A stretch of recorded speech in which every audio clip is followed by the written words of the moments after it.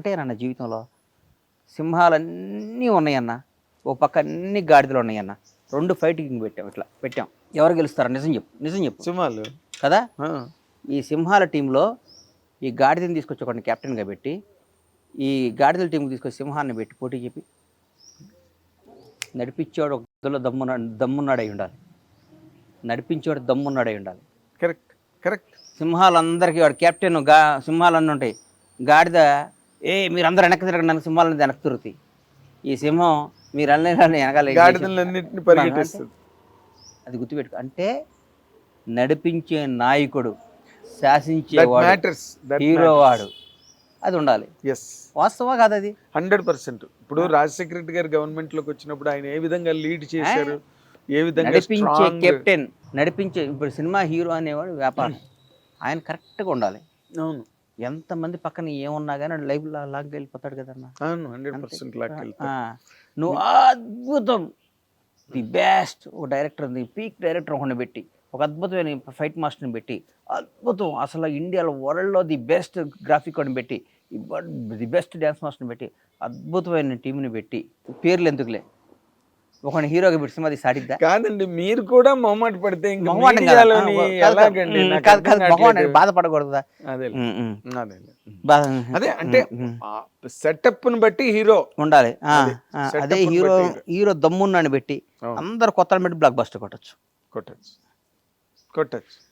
అంతే కదన్నా, ఏముంది ఇప్పుడు. 100% చెప్పినవన్నీ చెప్పాను కదా. ఎప్పుడు మీరు నేను ఫోన్ లో మాట్లాడినా ఇదే మాట అంటాను. మీరు మాట్లాడే మాటలన్నీ అక్షర సత్యాలు, ఆణిముత్యాలు. నాకు వాటికి రూట్ దొరికింది.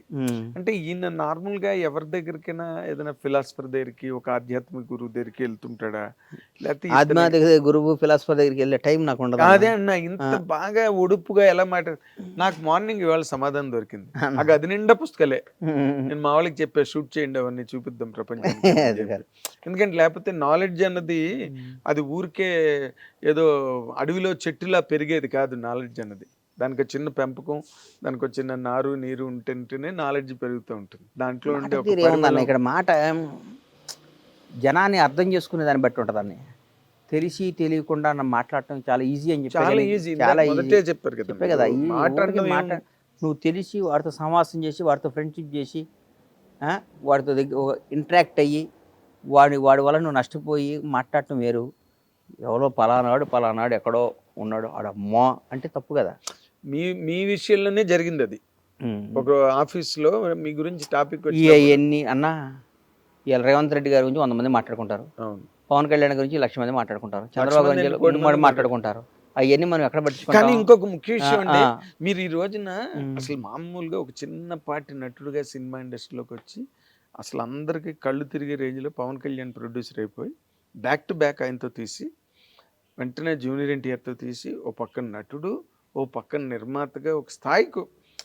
బండ్ల గణేష్ అంటే తెలియని తెలుగువాడు ఎవడైనా ఉన్నాడా? హిందీ వాడు ఎవడైనా రాష్ట్రాల్లో ఉంటే నాకు తెలియదు, కానీ తెలుగువాడు ఎవడైనా ఉన్నాడా? బండ్ల గణేష్ అంటే తెలియని వాడు ఎవడైనా? అంత పాపులారిటీ అన్నది అసలు ఈ ప్రయాణం ఇది ఎలా సాధించారు? అసలు మీ వెనకాతలు ఉన్న విజయ రహస్యం ఏంటంటే ఒక్క మాట చెప్పండి నాకు. నేను ఐఎమ్ ఏ ఫెయిల్యూర్ మ్యాన్. మళ్ళా చెప్తున్నా, నేను మీరు అనుకున్నట్టు సక్సెస్ఫుల్ మనిషిని కాదు. నేను నాకున్న తెలివికి, నాకున్న లౌక్యానికి, నాకున్న దానికి నేను ఎక్కడుండాలన్నా? నేను ఎక్కడుండాలి చెప్పు? నేను తెలివిగా పుట్టటమే నాది చేసుకున్న పాపమా? నాకున్న తెలివికి, నాకున్న దానికి, నాకున్న సినిమా మీద నాకున్న కమాండ్ ఎవడకలేదన్నా. నాకు తెలుసు కదా. 24 క్రాఫ్ట్స్ గురించి నేను చెప్తా. నువ్వు సినిమా డబ్బు ఒక్కటే పెడితే సినిమా తీయటం కాదు కదన్నా. సినిమా అంటే ఏం చెప్పు, 24 క్రాఫ్ట్ల గురించి టక్కటక్కడ చెప్పు. కథ స్త్రీ పెట్టిన దగ్గర నుంచి ఫస్ట్ కాపీ తీసేదాకా ఏ రోజు ఏమవుద్దో నేను చెప్పగలుగుతా. మీకు నాలెడ్జ్ ఉంది, నో డౌట్, దానిలో డౌట్ లేదు. ఏ చిన్న ట్రాక్లో, ఏ మిక్సింగ్లో మిస్ అయినా, ఏ ఎఫెక్ట్ మిస్ అయినా, ఏ డబ్బింగ్ వాయిస్లో వచ్చినా, ఏ సెట్లో బాగోపోయినా, ఏ కాస్ట్యూమ్ బాగోపోయినా, ఏ మేకప్లో ఎక్కడున్నా, ఏ చిన్న పొరపాటు జరిగినా సినిమా మీద ఇంపాక్ట్ ఉంటుంది. 100% చాలా దుష్ప్రభావం చూపిస్తుంది సినిమా మీద. ఒక అద్భుతంగా రాజమౌళి గారి సినిమాలో CG అద్భుతంగా ఉంటుంది, వేరే సినిమాలు అప్ టు మార్క్ ఎందుకు ఉండలేదు? చేసిన వాళ్ళే చేస్తున్నారంటే వాళ్ళే కమాండ్ ఉండాలి, కమాండ్, దాని మీద పట్టు ఉండాలి, కాన్సన్ట్రేషన్. ఇప్పుడు ఎక్కడ మీరు అసలు సినిమా ఇండస్ట్రీకి సంబంధించినంత వరకు గాడి తప్పారండి? నేనేం గాడి తప్పలా. సినిమా గాడి గ్యాప్ తప్పడం in the ఏంటంటే sense? గ్యాప్ ఇద్దాంలే టెంపర్ తర్వాత అనుకున్నాను ఎందుకో. అది మనకి అయింది సినిమా అన్న. సినిమా అనేది నా మదర్ అన్న. మా అమ్మకి నేను దూరం అవటం అవుద్దా? అవును. ఎట్లా అవుద్ది చెప్పు? మీరు నోరు మూయించేస్తారు చాలా ఎట్లా అవుద్ది సులభంగా. చెప్పు? మా అమ్మకి నాకు సంబంధం లేదు అంటే కుదురుద్దా? కుదరదు. అమ్మ అమ్మే. సినిమా సినిమానే. ఇవన్నీ కదా ఈ చిన్నమ్మలు పిన్నమ్మలు ఇవన్నీ ఉంటారు పోతారు వీళ్ళందరూ. మదరే కదా. 9 నెలలు కన్న తల్లే కదన్నా. చాలా చాలా గొప్ప. అంటే మ్మ్. ఇట్ ఈస్ మీ ఇంటర్వ్యూ చూసిన నాకు కూడా ఇష్టం సినిమా తీయటం ఇష్టం. సినిమా రంగంలో ఉంటే ఇష్టం. ఎప్పుడు నుంచి నాకు రంగం నేను వచ్చింది అన్న నిజంగా చెప్తున్నా. నేను సినిమా రంగంలో ఎవరిని పొగడయ్యే మెహర్బానీ కోసం కాదు. నాకు చిరంజీవి నేను కేవలం నేను నిజంగా చెప్తున్నా. నేను సినిమా రంగం వచ్చిందే చిరంజీవి గారు చూడటానికన్నా.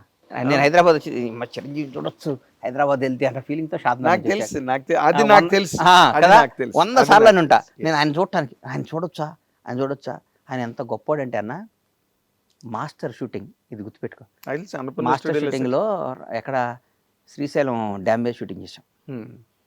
సాంగ్ అయిపోయినాక ఆయన క్యారివ్యాన్లో ఆయనకు ఒక బస్సు ఉండేది. అవును, బస్సు ఆయనే ఎక్కించుకున్నాను. మొట్టమొదటి ఉన్న క్యారివ్యాన్ ఉన్నది ఆయనకి. ఆయన తెలుగు ఇండస్ట్రీకి స్టైల్ తీసుకొచ్చింది ఆయన. ఆయనే అమ్మ ఎవడు ఏదో మాట్లాడతారు అందరిదే అందరి caravan అంటున్నారు. స్టైల్ ఇట్లా ఉండొచ్చు. అప్డేట్ యాపిల్ ఫోను ఏంటో మెగాస్టార్ అది.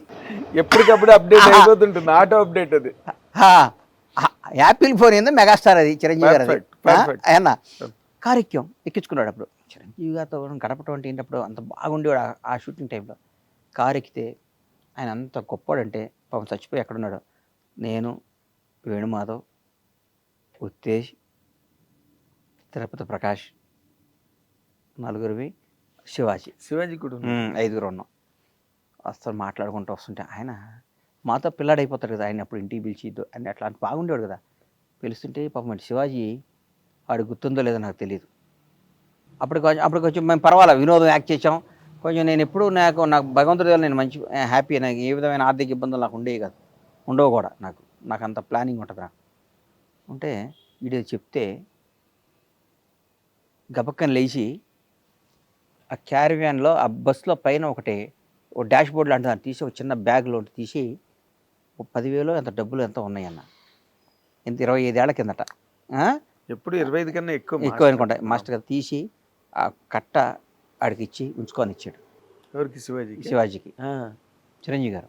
నాకైతే అన్న అసలు ఈయన మనిషేనా ఈయనమ్మ దేవుడా అంటే ఏంటన్న ఒక నిమిషంలో అన్నీ ఉంచుకో శివ ఉంచుకో జీవులో పెట్టాడా.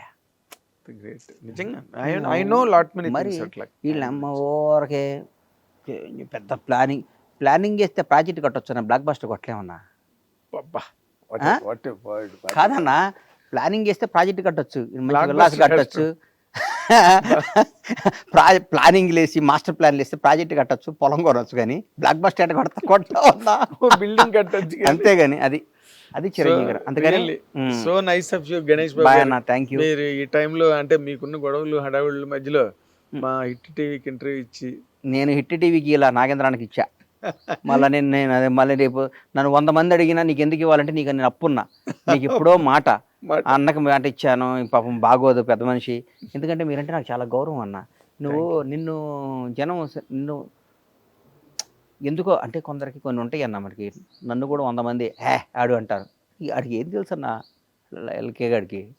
వాడికి ఏం తెలుసు నా గురించి, నా నైజం ఏం తెలుసు, నా క్యారెక్టర్ ఏం తెలుసు. నన్ను అనేవాడికి అర్హత ఉండాలిగా.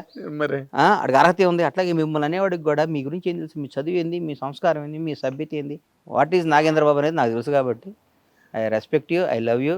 మీరు బాగుండాలని మనస్ఫూర్తిగా కోరుకుంటున్నాను. Thank you so much. Bye అండి.